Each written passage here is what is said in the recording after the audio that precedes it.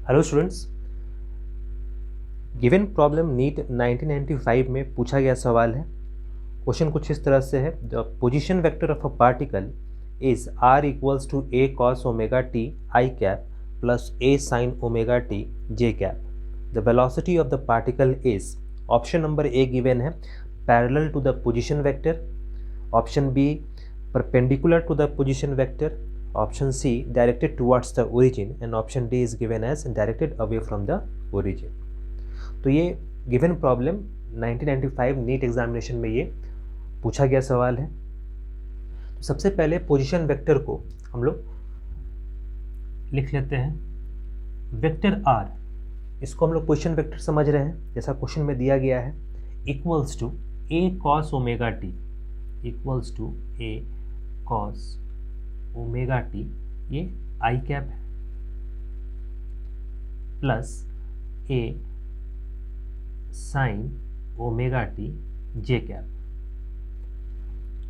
Given position vector I और J के terms में होगा। आई के डायरेक्शन में ए कॉस ओमेगा टी और जे के डायरेक्शन में ए साइन ओमेगा टी, ये गिवन है। हम लोगों से पूछा जा रहा है कि पोजीशन वेक्टर और वेलोसिटी में ओरिएंटेशन क्या है, मतलब उन दोनों के बीच का एंगल क्या है। तो जब भी दो फिजिकल क्वांटिटी के बीच में, जब कभी भी दो फिजिकल क्वांटिटी के बीच में एंगल का बात किया जाए तो हम लोग हमेशा उस दो फिजिकल क्वांटिटी के बीच में डॉट प्रोडक्ट लेते हैं, जिसको स्केलर प्रोडक्ट भी कहते हैं, इसलिए कि वहाँ से हम लोग कॉस का वैल्यू आसानी से कैलकुलेट कर सकते हैं। और सिंस वो स्केलर प्रोडक्ट है तो आसानी से कैलकुलेट कर सकते हैं। तो यहाँ पे हम लोग r equals to a cos omega T I plus a sin omega T J cap, ये गिवन है। अगर इसको टाइम के रूप में डिफ्रेंशिएट करें तो हम लोग को वेलोसिटी मिलेगा, और फिर हम लोग वेलोसिटी के एक्सप्रेशन को r के साथ अगर डॉट प्रोडक्ट करेंगे तो फिर उसके ऑब्टेन्ड वैल्यू के अनुसार ये जो रिजल्ट मिलेगा हम लोग को, उसके अनुसार हम लोग जज कर पाएंगे कि इन चार ऑप्शन में से कौन सा ऑप्शन सही होगा। तो इसको डिफ्रेंशिएट करते हैं।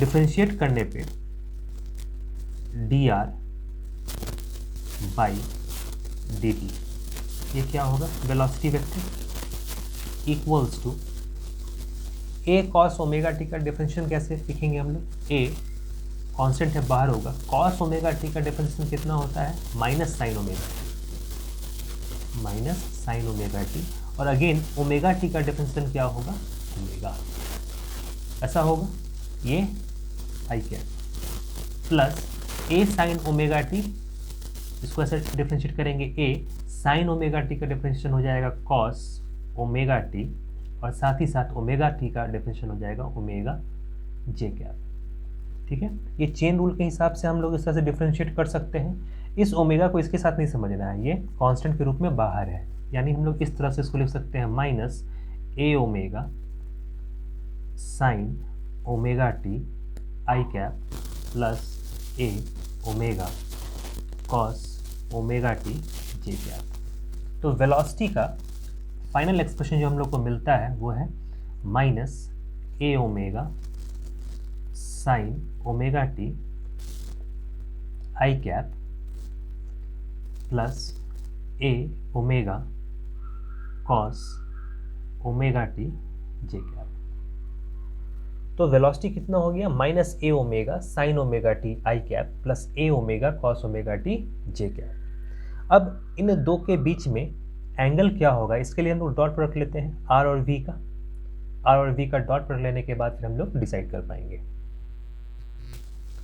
गिवन टर्म्स हम लोग इस तरह से लिख सकते हैं, R equals to A cos omega T I cap plus A sine omega T J cap, और वेलोसिटी क्या है, minus A omega sine omega T I cap plus A omega cos omega T J cap. Since ये दोनों ही vector quantity है और vectors के form में दिया गया है, इसलिए हम लोग जब डॉट प्रोडक्ट कैलकुलेट करेंगे तो आर डॉट वी,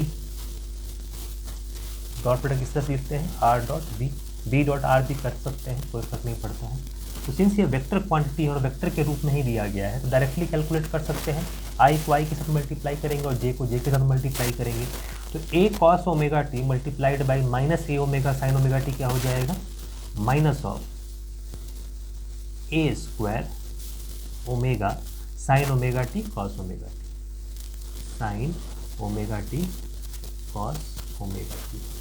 ठीक है, आई डॉट आई क्या होता है 1 प्लस, अब जे को केवल लिखेंगे तो ये कितना हो जाएगा A into A square omega sine omega T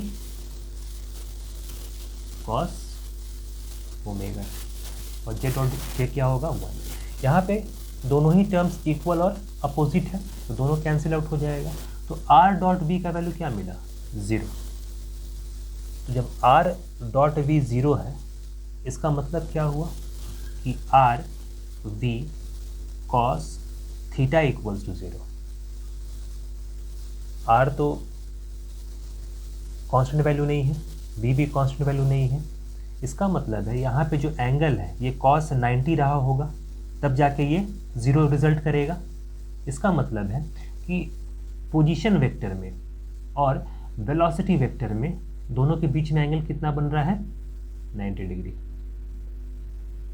ठीक है, तो इसके अनुसार हम लोग कह सकते हैं कि ऑप्शन नंबर जो बी गिवन है perpendicular to the position vector, अगर ये आर माने तो वेलोसिटी क्या हो जाएगा इस पे परपेंडिकुलर 90 डिग्री पे, क्योंकि दोनों का डॉट प्रोडक्ट क्या है 0, और डॉट प्रोडक्ट 0 होने का मतलब होता है जब कॉस का वैल्यू कॉस 90 का वैल्यू क्या हो जाए 0, तब तो ये इसके साथ मल्टीप्लाई होकर ये 0 रिजल्ट करेगा। ठीक है, तो गिवन प्रॉब्लम का जो हम लोग करेक्ट ऑप्शन जो मार्क करेंगे वो है ऑप्शन नंबर बी। तो इस तरह से इस प्रॉब्लम को हम लोग सॉल्व करेंगे। और फिज़िक्स में कभी भी जहाँ भी दो फिजिकल क्वांटिटीज़ के बीच में एंगल का बात कर रहा हो, ओरिएंटेशन का बात कर रहा हो, तो हम लोग हमेशा उन दो फिजिकल क्वांटिटीज़ के बीच में हम लोग डॉट प्रोडक्ट फाइंड करते हैं, और डॉट प्रोडक्ट के अनुसार हम लोग जो गिवन वैल्यूज़ जो मिलता है हम लोगों को रिजल्ट में, उसके अनुसार फिर हम लोग जज करते हैं कि दोनों के बीच में एंगल क्या होगा। ठीक है, हमेशा डॉट प्रोडक्ट को ही यूज़ करते हैं क्योंकि ये स्केलर प्रोडक्ट है और आसान होता है यूज़ करना, इसलिए। ठीक है, नेक्स्ट क्लास में हम लोग एक और अच्छे प्रॉब्लम के साथ मिलेंगे और उस प्रॉब्लम को भी हम लोग ईजीएस्ट वे में सॉल्व करके देखेंगे।